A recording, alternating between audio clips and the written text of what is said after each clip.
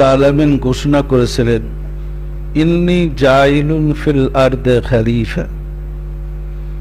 ফেরেশতাদের সামনে তিনি ঘোষণা করেছিলেন, আমি জমিনের বুকে আমার প্রতিনিধি পাঠাতে চাই। ইন্নী জাইলুন ফিল আরদে খলিফা। ফেরেশতারা আপত্তি করেছিল, নিষেধ করেছিল। জানেন তো আপনারা, আল্লাহ কিন্তু মানুষকে আল্লাহর প্রতিনিধি করে সৃষ্টি করেছেন। মানুষ আল্লাহর প্রতিনিধি, অর্থাৎ সমগ্র সৃষ্টির প্রভু মানুষ আর মানুষের প্রভু আল্লাহ। কি বলছি, আমার কথা কি পরিষ্কার? সমগ্র সৃষ্টির প্রভু মানুষ, মানুষের প্রভু আল্লাহ। আল্লাহ কিন্তু মানুষকে আল্লাহর প্রতিনিধি করে সৃষ্টি করেছেন। এটা শুধু কথার কথা নয়।